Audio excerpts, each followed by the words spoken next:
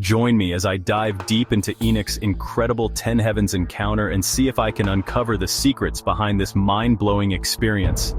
Enoch is one of the most fascinating figures in religious texts and lore, and his encounters with the heavens are some of the most intriguing and mysterious stories out there. As the great-grandson of Noah, Enoch is said to have lived a life of remarkable righteousness, and his faithfulness earned him a special place in the eyes of God. When we think about Enoch's ascension, we can't help but wonder what really happened. Did he actually go to heaven and back, or is it just a metaphor for something more symbolic? The truth is, the Bible doesn't give us many details about Enoch's experience, leaving us with more questions than answers. For centuries, people have been trying to fill in the gaps, but the more we try to understand, the more questions we seem to have. One thing that's striking about Enoch's story is how quickly he seems to have vanished from the face of the earth. The Bible says he was taken by God, but what does that even mean? Was it a physical ascension, or did he simply disappear from human sight? The lack of clarity has led to all sorts of speculations, from alien abduction to mystical transportation.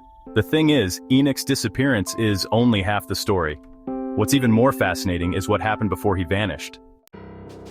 According to some ancient texts, Enoch had a series of mind-blowing encounters with the heavens, which left him with some pretty profound insights into the nature of God and the universe. The Book of Enoch in particular provides some remarkable details about Enoch's heavenly experiences.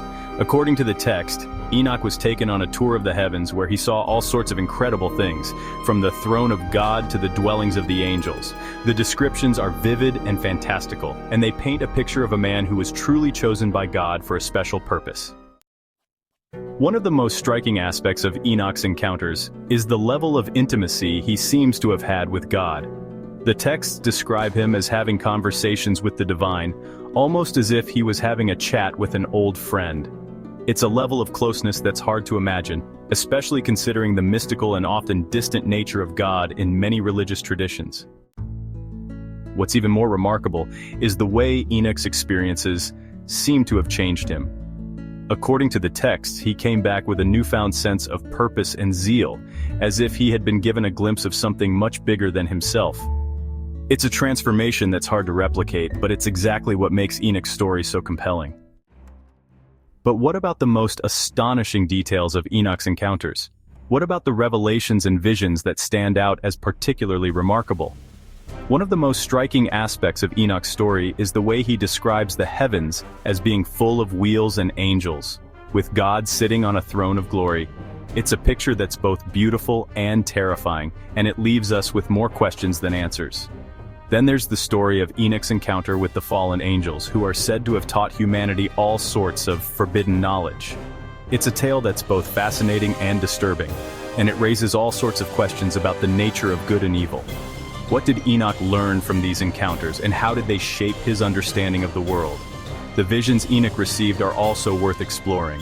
According to the texts, he was shown the coming floods, the destruction of the wicked, and the ultimate triumph of God. It's a mix of apocalyptic imagery and prophetic insight, and it's hard not to be drawn in by the sheer scale of Enoch's encounter.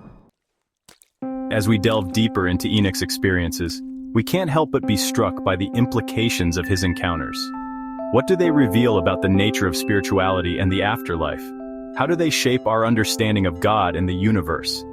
These are questions that have haunted theologians and scholars for centuries, and they're still relevant today.